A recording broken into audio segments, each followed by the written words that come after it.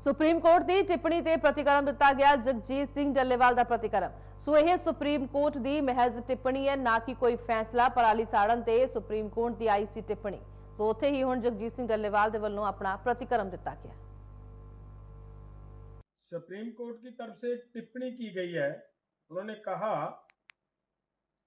कि एक example set करने के लिए, दूसरों को समझाने के लिए, अगर किसान नहीं मानते तो किसानों के ऊपर जो पराली जलाने का प्रयास करेंगे, जो पराली जलाएंगे किसान, उनके ऊपर मुकदमा नहीं, केवल उनको जेल भेजा जाए।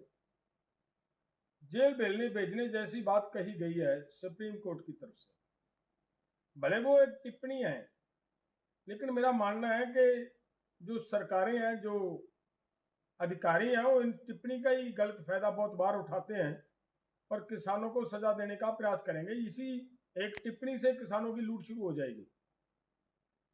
हम माननीय सुप्रीम कोर्ट को एक बात कहनी चाहते हैं कि पहली तो बात यह है कि देश का किसान और एग्रीकल्चर की वजह से जितनी पोल्यूशन होता है, वो ज्यादा से ज्यादा 5 से 6% पोल्यूशन एग्रीकल्चर की वजह से होता है। बाकी सब पूरे का पूरा पोल्यूशन इंडस्ट्री और ट्रांसपोर्ट और कंस्ट्रक्शन की वजह से होता है।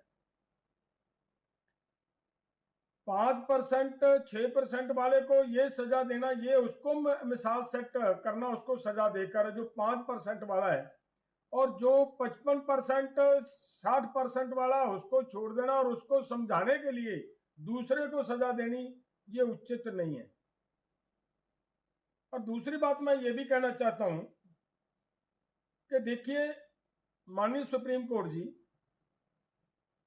माननीय हमारे चीफ जस्टिस साहब, आप इस बात का थोड़ा ध्यान दीजिए।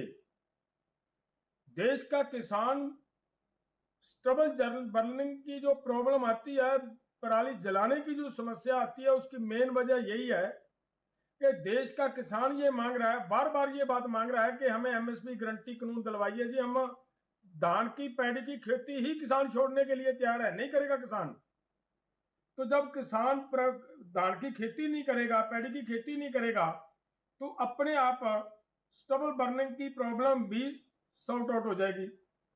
पहली बात मैंने ये कहा कि किसान की तरफ से केवल जो पोल्यूशन होता है एग्रीकल्चर के माध्यम से केवल 5 से 6% है। दूसरी बात कि किसान नहीं चाहता। तीसरी बात, माननीय सुप्रीम कोर्ट जी, आप ही ने एक ऑर्डर पास किया है। उस ऑर्डर में आपकी तरफ से यह कहा गया है कि देश के किसानों को पंजाब गवर्नमेंट, हरियाणा गवर्नमेंट और यूपी गवर्नमेंट वो 100 रुपया प्रति क्विंटल इंसेंटिव दे, ताकि किसान इस पराली का समाधान कर सकें। मैं हम्बल रिक्वेस्ट करता हूं हमारी सुप्रीम कोर्ट को कि माननीय सुप्रीम कोर्ट जी, आपका ये आदेश आज तक किसी भी सरकार की तरफ से इंप्लीमेंट नहीं किया गया। आप सरकार के खिलाफ क्या कार्रवाई करोगे? करिए ना सरकार के खिलाफ कार्रवाई। सभी तीनों सरकारें आपके देश को मान नहीं रही, किसानों को कुछ दिया नहीं जा रहा आपके देश के अनुसार।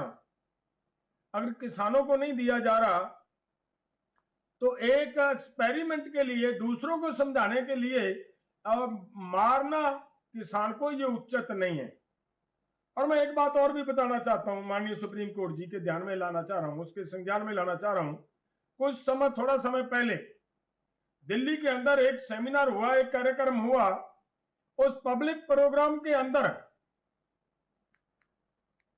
माननीय एमजीटी के सिटिंग जज की तरफ से यह बात क्लियर कही गई कि किसान की तरफ से पोल्यूशन नहीं होता। पंजाब हरियाणा का कभी भी धुआं दिल्ली के अंदर नहीं आता।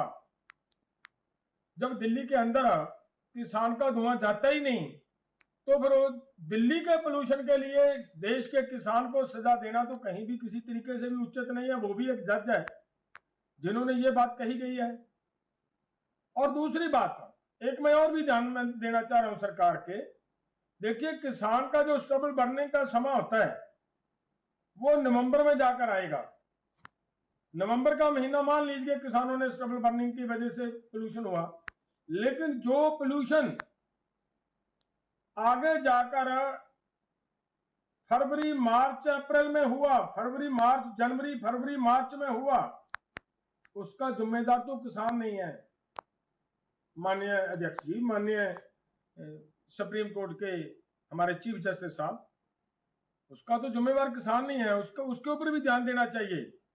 सो मैं फिर से निवेदन करूंगा हमारी सुप्रीम कोर्ट को, कृपया किसानों को सजा देने की बजाय काइंडली इस बात पे ध्यान दिया जाए कि जो आपका आदेश जारी हुआ है, जो आपने ऑर्डर किया हुआ है कि किसानों को 100 रुपए प्रति क्विंटल इंसेंटिव दे सरकारें, वो दिलवाने के लिए कृपया सरकारों के ऊपर दबाव डालें। और दूसरी बात, केंद्र सरकार के ऊपर इस बात का प्रेशर डाला जाए कि वो किसानों को एमएसपी गारंटी कानून दें, वो अपने आप सभी बातों का समाधान हो जाएगा। बहुत बहुत धन्यवाद। वाहिगुरु जी का खालसा, वाहिगुरु जी की फतेह।